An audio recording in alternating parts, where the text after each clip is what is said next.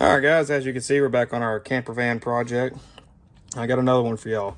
If you have these E-Series, especially the later models, the newest ones, with a really floppy shifter, got a couple tricks for you, and I'm gonna show you how to repair this issue.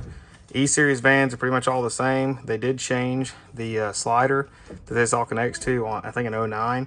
It's a really junky design. They should have left it alone, but you can backdate the column, not the steering column, but the shifter column, to the old style, and it works out much, much better. But I'm gonna show you guys how to do that. All right, step one of this project is going to be take your plastic off under your dash. It just pops out.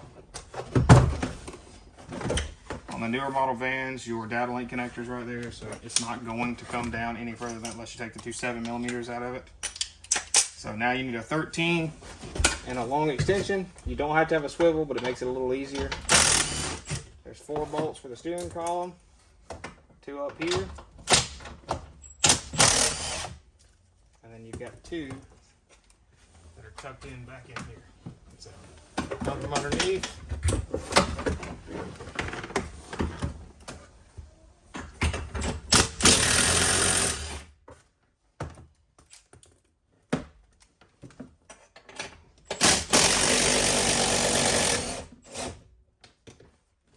That takes your 4 bolts out. Now the next thing you're going to need is a long Phillips screwdriver.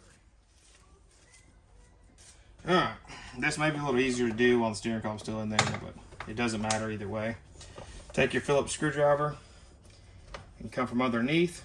There's going to be there's actually 4 holes in the clamshell bezel for the steering column. One of those I will show you in just a second. Definitely a little easier if I'd have done this first.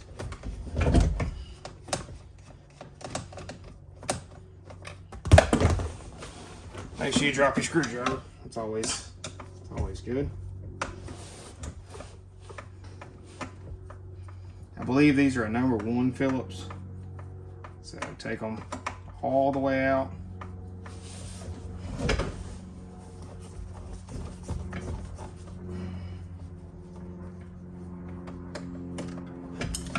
Now your clamshell will come out. Don't forget your steering column adjuster. It should just screw out by your fingers. Now you can take the clamshell off the bottom, get it loose. Now this other hole here, take your screwdriver and feel around. You'll feel a detent in here, and I can show you what you're looking for. In the on position, pull your ignition switch out like so. Now you can get your clamshell finished off. All your screws will probably fall out when you're taking it apart.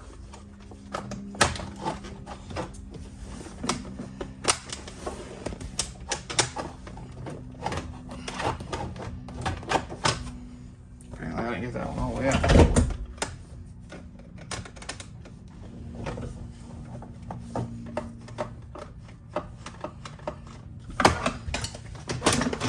Now take the clamshells off. Now you can get access to your shifter and shifter assembly. So right here, obviously your shifter, and then this whole piece here is your shifter assembly. This is your interlock solenoid down here, and this on the late model vans is your park neutral safety. So if you look right here, that's what tells you you're in park. So if you look when I move the shifter, and then this little solenoid down here is your park neutral, or your interlock. So if you don't have a foot on the brake, it won't come out of gear. So these are all going to be Torx bits. You've got 2 here, 2 right here. Let me back out some. You got 2 here, 2 here, 1 here, and that takes your sensor off, and then you've got 1 more underneath it. So once you get these 2 out right here, you can take the shift column out. You've also got back here your shifter cable. Just take you a something to pry with and just pop it off. There's no bolt or nothing attached to it. Just pop it out of there. So I'm gonna grab some more tools and be right back. So once you take your screwdriver, you can pop your bezel up here. This little bushing right here is really what's wrong with these. It gets a lot of slop in it. And on my personal van, the whole end of it actually shot out. But on the older vans, there is no plastic rubber bushing here. It's all metal. So you get a lot firmer. But if this isn't your issue, a lot of the trucks, you get a lot of play right here in these plastic bushings. And you get a lot of, let me see if I can, yeah, this slop. So you see, we're not getting any movement here, but we got moving the whole thing. But this issue here, it just makes for a crappy feel. But I'm gonna replace all of it because I've got a good one. And these are T30 Torx. So bear with me, I'm gonna get y'all set back up here.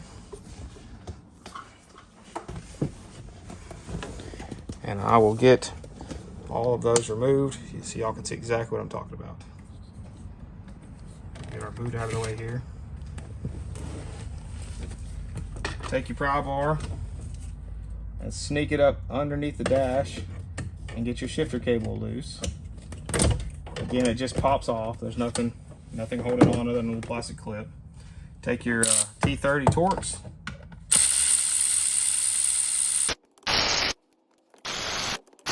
And I misspoke earlier. There's 2 screws on the indicator sensor that you have to take out, not just one.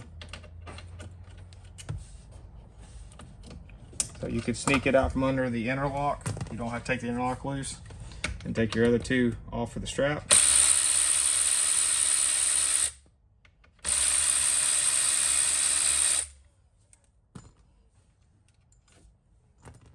Take your strap off. Okay, now your shifter assembly will be almost all the way out. Now you need to follow the wire down for your tow haul button. It's going to have a little plastic clip on here on the side, and then it's actually going to plug in from the bottom side. If you don't have to have any tools, you can get it out with your fingernail. So this is your whole shifter assembly. I'm going to move y'all and show you what's wrong, what exactly is wrong with it. So these bushings here cause you a lot of play overall. They were real bad in the old ones. They're like $9 for a dormer kit on Amazon. You see how much wears on them. But this deal here is just, it's really crappy. So that's on the late models. I do have another good late model assembly that come out of the blue van that y'all see. But we're gonna install the whole assembly because I have a good one. Now, on my personal van, I did this. I backdated it to the old style from a truck or a van. They're all about the same. And that gets rid of this rubber bushing up here, which I think is much better. So, not sure why Ford did that, why they redesigned it. They didn't mess with a whole lot of stuff on these vans, but some of the stuff they did, i.e. that, didn't make any sense.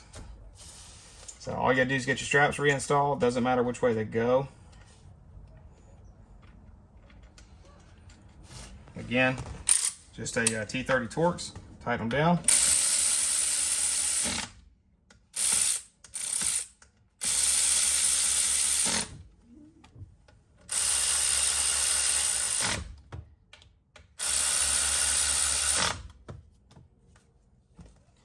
You got 2 more. Got 2 more screws for your sensor up here. So depending on where it's at on the shifter, whether it's in park, neutral, drive, etc., depends on where you have to install this at. So I'm going to go ahead and pull it up to park because it gets the least amount of tension on it that way. It makes it the easiest to install.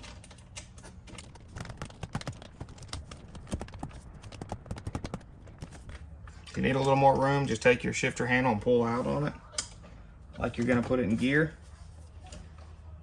And that will take a lot of the tension off of this arm so you can get it installed a little easier. This one, for whatever reason, is wanting to fight me.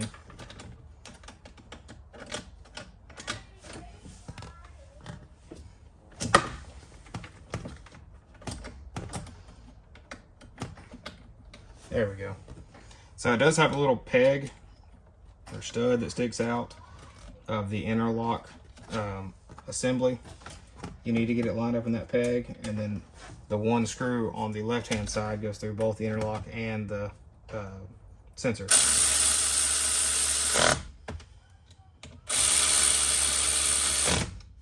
Now we got all that done.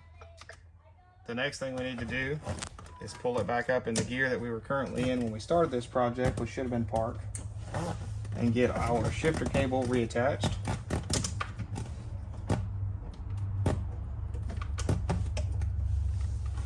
So it just pushes on. I'm sure y'all heard that little audible click. I will just check, make sure everything's working. So it will not come out of gear. Now it's working. So take your cover and it clips down in right here, and it pushes down on this little stud. And your wiring, you can worry about when you get the column and all hung back up out of the way. So I'm gonna go ahead and reinstall the top clamshell because it can be kind of a pain with the column installed.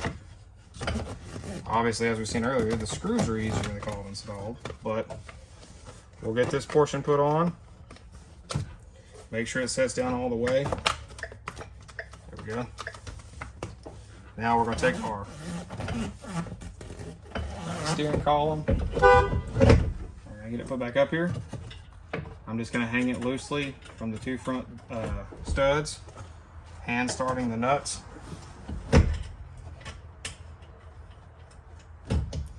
Now I can reconnect, and we'll get y'all down here so you can see what I'm doing.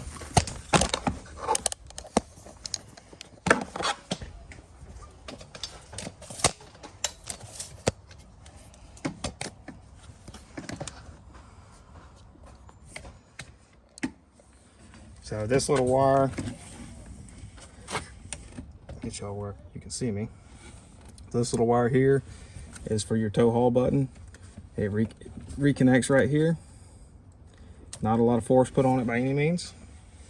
Now take your clamshell. My advice is go ahead and just knock the screws out of it because they're most likely going to fall out anyways. So when you get your clamshell, it'll just click back in here. And as long as your plastic's in pretty good shape, it will usually stay while you get all your screws installed. So this is what the screws look like. Got one on this side, two on the other.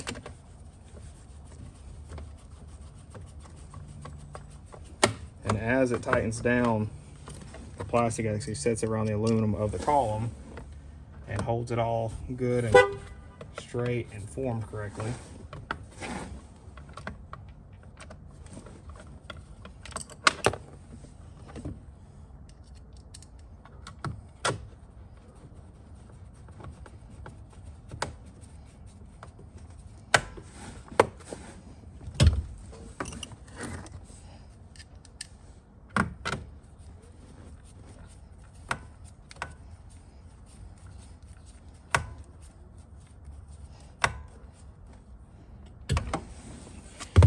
Now that that's done, you could take your other two bolts or your other two nuts and go ahead and reinstall those to hang your steering column from.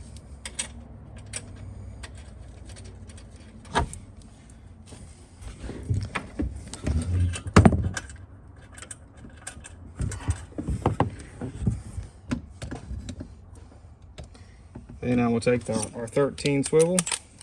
We'll get these tightened back up. Again, we've got two up front, two in the rear.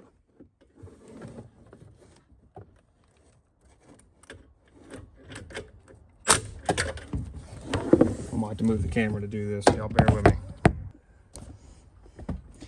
Now that we got our column hung again, I know the sun is right in y'all's eyes. So take your ignition system, or ignition switch, sorry, and push in on the little ball here and make sure it's set in there all the way. All right, try this again. We had a little trash, a little piece of plastic was down in there. So if it's all lined up like it's supposed to be, that locks it back in. So you cannot press the button unless it's in the correct position. So all we gotta do is reinstall our plastics down here. It says this dinging stops. Get our plastic underdash bezel reinstalled.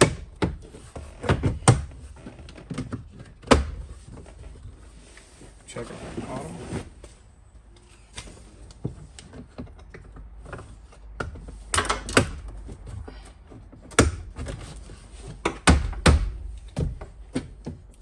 And we've got a whole lot less play in it. Thank y'all for watching.